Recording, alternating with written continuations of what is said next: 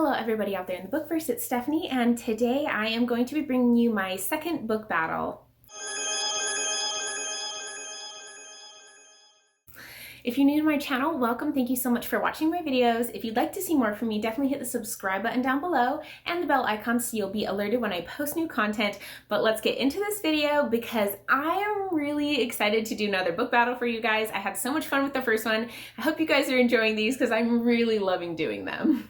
So for this book battle, I decided to choose kind of a theme of the books that I'm going to be doing, and this one is the first book in series. So it could be the first book in a very long series, the first book in a duology, whatever it is, just the first book in a series.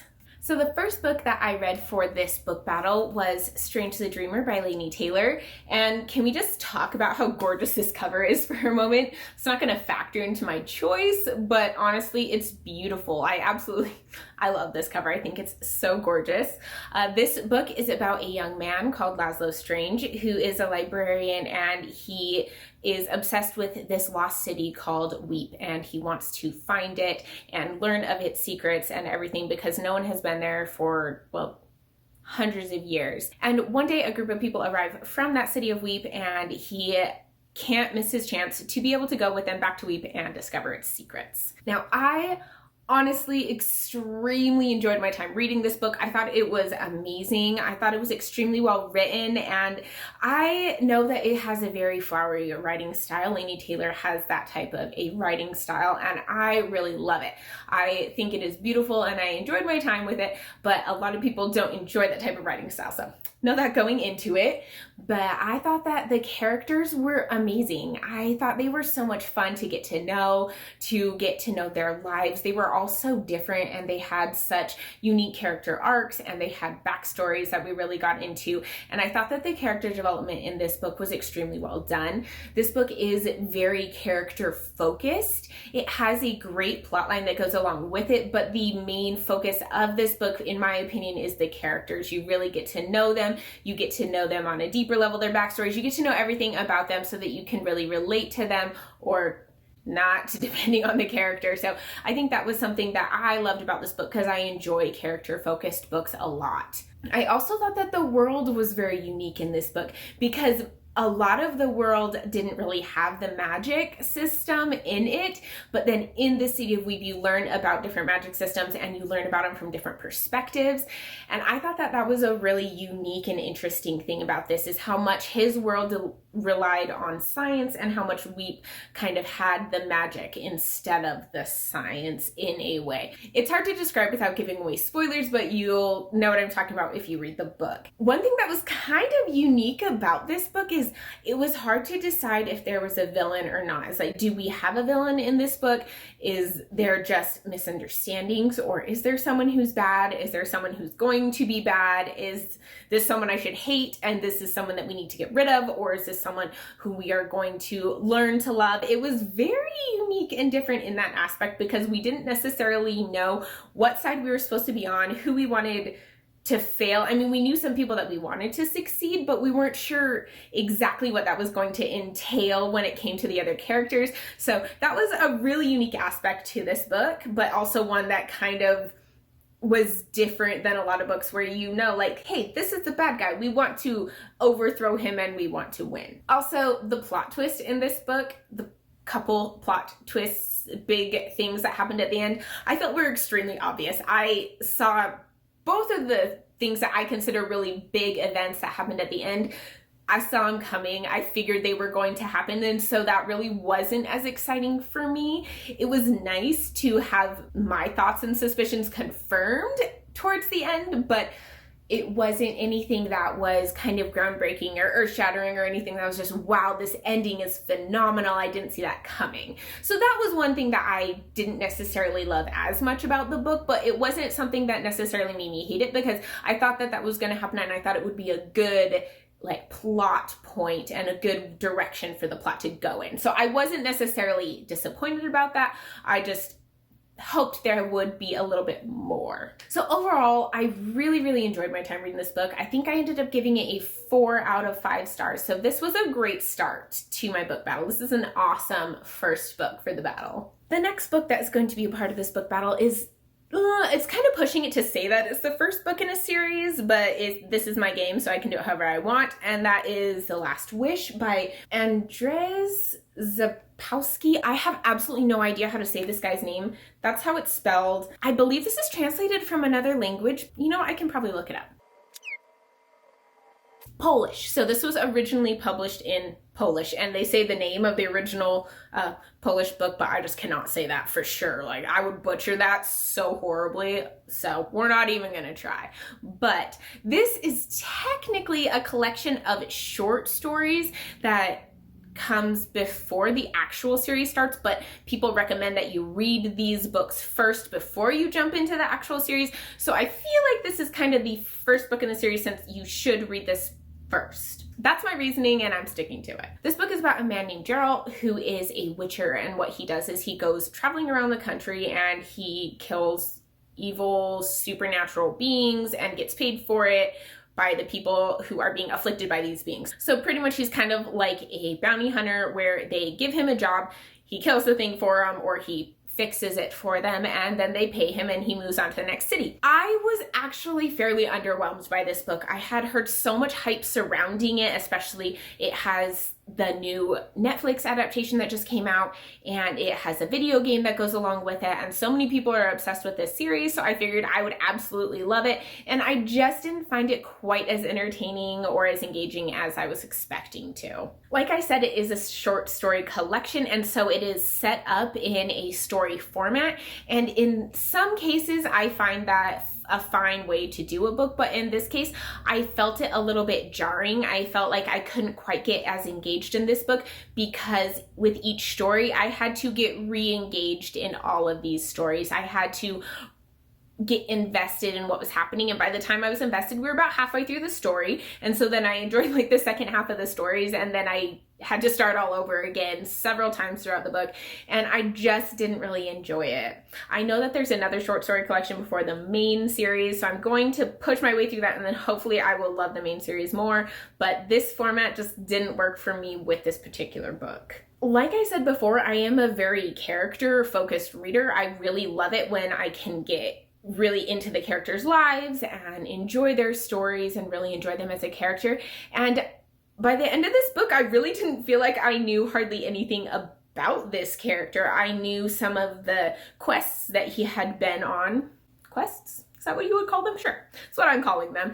And that, I mean, they kind of would hint at his past. They'd hint at things that were important to him, but I really didn't get invested in his life and his story because I just didn't know anything about it. And I spent, what, like 320 pages with this character, and I'm just not really sure what I think about him or how I feel about his backstory. I feel like I'm not really invested in his life, which is not the way I would like it to be. Honestly, with characters in a fantasy book, I need to love them. I did like the fairy tales that were kind of referenced within this. I thought it was really fun to be able to be reading the story and be like, oh, this is kind of a Beauty and the Beast, or oh, this is kind of a Snow White.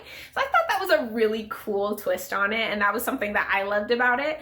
I did love one of the side characters, his like, I don't know what they call him, the dude that sings songs and writes songs. I thought he was awesome. He was probably my favorite character in this series so far, but I'm really hoping that I will get to love our main character more, because I think he's just, I don't think he dies. I think he continues throughout the whole series, and so I want to love him if I'm going to read the rest of the series, which I would like to, because I'd also like to play the video game, which I've never really played video games, but I'd like to get into it a little bit because so many people are, and it'd be fun. Overall, this book was kind of meh for me. I did love some aspects of it, and I think it has a lot of potential going on in the series. So I gave it a 3-star, but when you put it against Strange the Dreamer, I am definitely going to have to give this round to Strange the Dreamer. This one will be moving on and going head to head against my next book that I read, but yeah, Strange the Dreamer definitely beats The Last Wish.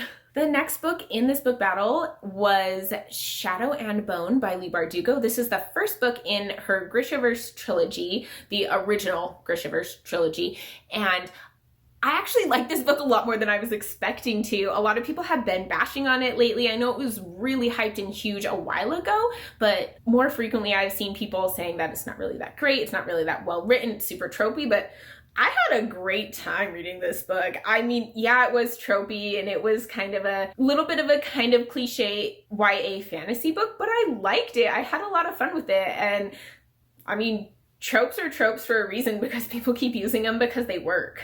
I was really invested in the plot. I really wanted to know what happened in this book. I wanted to see where it went. I felt like I saw some things coming, but then other things I didn't see coming, which was really fun for me because I like to guess, and I like it when I get some things right and I get some things wrong. I think that's kind of the perfect thing in a book, is where I get some right, some wrong, and the ones that I get wrong are good twists.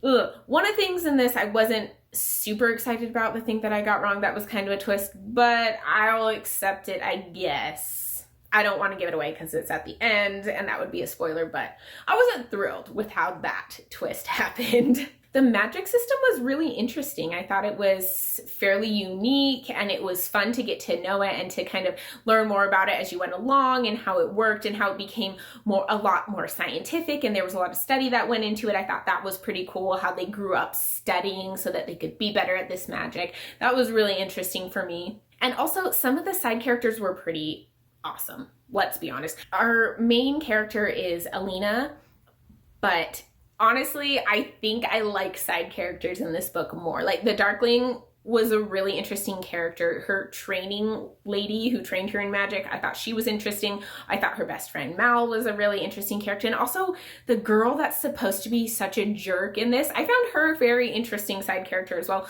Plus her like friend that makes her pretty. She was great. I feel like there were some great side characters in this that helped me get over the fact that I wasn't necessarily in love with the main character. Our main character was a little whiny and she was very focused on looks. Looks were such a huge deal to her, which was a little crazy. She was a little overly obsessed with looks, considering this world is like at war and it's just people are dying, and fighting might be a little more something for you to be focused on rather than who's prettier. But it wasn't as big of a deal to me as I think it was to some other people. I was like, whatever, she's a little shallow, it's fine, and moved on from it, which I think was kind of the attitude I had to take in order to enjoy this book. Overall, it was fun. I really had a good time reading it. And if you're not looking for anything that's definitely new and earth-shattering and amazing, this is just a nice, easy, fun fantasy read, I think. But when I put Shadow and Bone up against Strange the Dreamer, once again, Strange the Dreamer is gonna win. Strange the Dreamer is moving on to the final round. It was the first book and now it's in the final round. So we will see what it's up against, if it's gonna win, if it's gonna go all the way from being the very first book that I read to the winner. But yeah, this one, it beats out Shadow and Bone. I don't think it's even that close to a competition, really. So the last book in this book battle that will be going up against Strange the Dreamer is A Winter's Promise by Christelle Dabos. This is the first book in the Mirror Visitor trilogy series. I don't really know what it's going to be. I think only 2 books are out at this moment, but this is also one that was translated. This is translated from French. So I got 2 translated books in this battle, which is not very common, honestly. I don't read that many books that are translated. But this book is about a girl who is able to travel through mirrors, and she also can know the history of an object by just touching it. And she is promised in marriage to a man from another kind of island. So their universe has kind of been blown up. They used to be connected, and then somehow their world got separated, and they all live on these different islands that they have to fly between. They're kind of floating in the air, as you can see in this picture. And the island where she is going to go live with her future husband is kind of a more violent island. It is not as kind as the one that she is used to. She has to navigate all that and all the politics that goes into it, and their magic that is very different from the type of magic she's used to on her island. It's a unique concept. I have never really heard of anything quite exactly like this. It's different. The problem was I wasn't really that invested in it. The world was interesting. I think the magic system was interesting as well, but I just didn't care. I wasn't invested in the characters.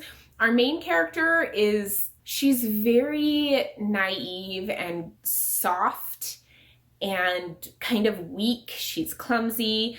And I think that's something that kind of put me off. I don't enjoy clumsiness as a character trait, and they do give a reason why she is clumsy in this book, but it's not something that I have ever liked pretty much since I read Twilight, because that just annoyed me so much. I think part of it was the narrator. The narrator gave her such a weird whiny voice that I didn't like her as a main character. I didn't really enjoy any of the characters. I know that they tried to get us to be invested in the relationship between her and her potential future husband, who she is saying she's never gonna love and she never wants to marry. And then you think that, oh, maybe they're gonna fall in love, but I just wasn't even invested in that either. I didn't think it was gonna happen. I was like, oh, I don't know, you guys do not go well together. I don't see you falling in love, but you know, it's a book. Sometimes they put people together that really shouldn't be together. And I just honestly did not care while I was reading this book. I wasn't invested in the plot. I was invested in the characters. I wasn't invested in the world. I just was a little underwhelmed by this. It was definitely my least favorite book of this book battle. So I think it goes without saying, but the winner of this book battle is Strange the Dreamer by Laini Taylor. This was my favorite book of the whole battle, but I am kind of disappointed that my book that won it was only a 4-star, which is fine. You won't get 5 stars in all of them. I just feel like last book battle I had so many great books, but this is a really fun book. I absolutely loved it, and I would definitely recommend it to you if you enjoy things like The Night Circus by Erin Morgenstern, if you liked Laini Taylor's last trilogy that she wrote. This is great. It kind of has a little bit of a tie-in if you want to keep reading that. So yeah, let me know what you think down in the comments. Do you agree with me? If you've read any of these books, do you think that a different one maybe should have one? Let me know what you think down below. As always, if you like this video, give it a thumbs up. And if you want to see more from me, hit the subscribe button down below and the bell icon, and I will see you guys in my next video. Bye.